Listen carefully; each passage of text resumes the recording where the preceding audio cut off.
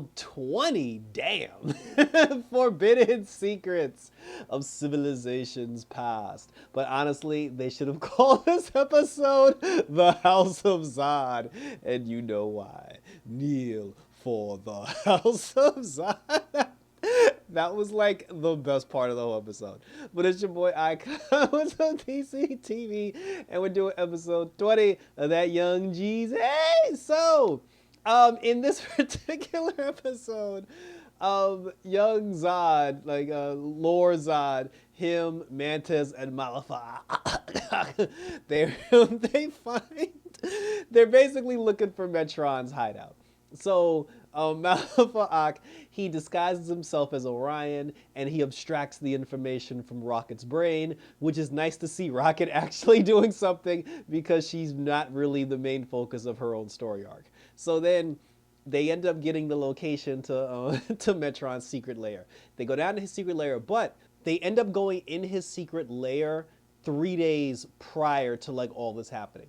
And they show you moments where they go back to where like the bugs had stole that machine and how like they sabotaged that, and then other situations, like talking to like the new gods and everything. And then they arrive at, because they said that Metron was in his lair like 3 days beforehand, because I guess he was preparing for the arrival of Razor with the whole with the whole ring. So they show up, they make it to his secret lair. They show up at the moment where he leaves to go back to New Genesis, I guess, to confront Razor. So then when they get there, they get out, and now they're trying to find the Phantom Zone projector.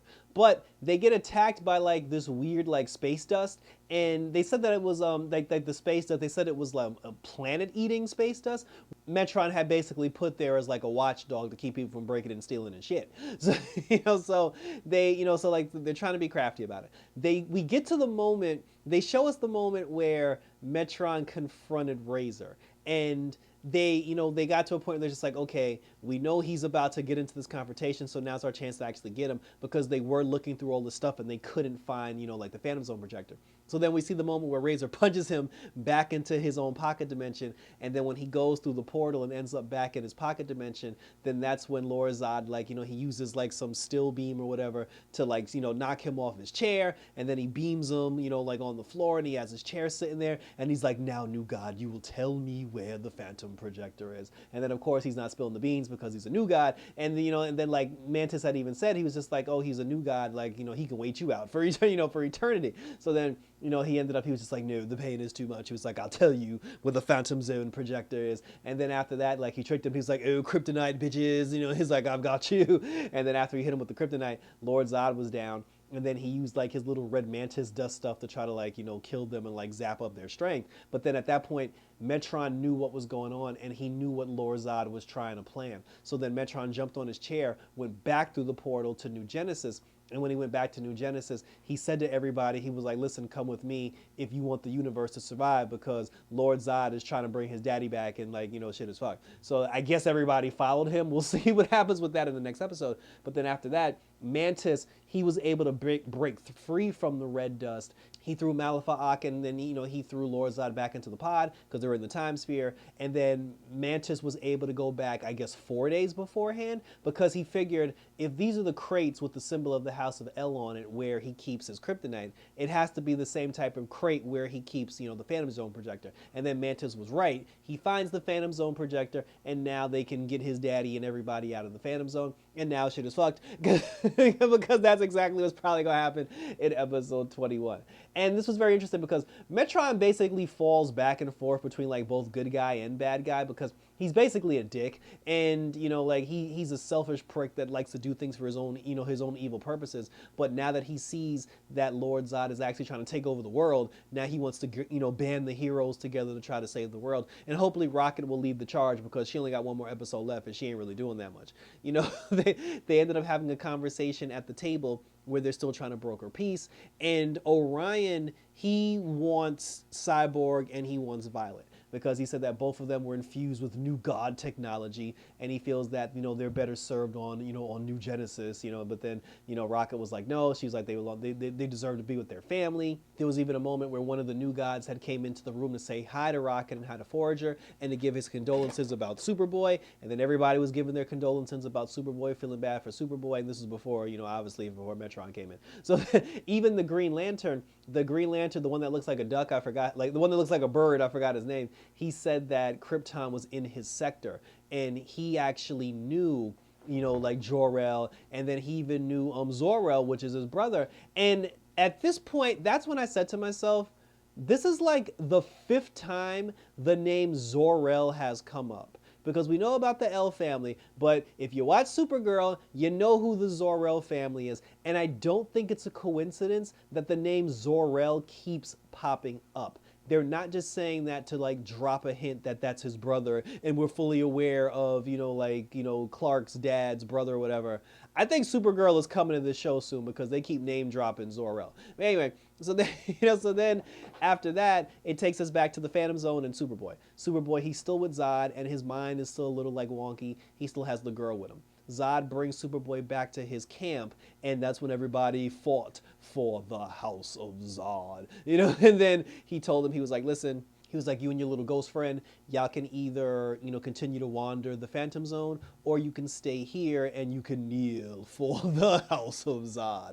And then Superboy took the knee. So I guess he decided to stay here. And we found out why the other girl, why she ain't wake up yet, because Zod's wife had said that when you go to the Phantom Zone, I guess it's consciousness about where you were conscious right before you came in here. And then she said that if the girl was unconscious before she came into the Phantom Zone, that's why she hasn't woken up now. And they said, hell, she might never wake up. But Superboy basically took the knee, and now that he's kneeled before the House of Zod, they never mentioned why. I'm pretty sure Zod had bumped into Wally at some point, but he never mentioned Wally. He never mentioned, he was like, oh, these are all the people, that are the followers of Zod, but he never mentioned like the speedster kid that probably told him no. So that'll be very interesting.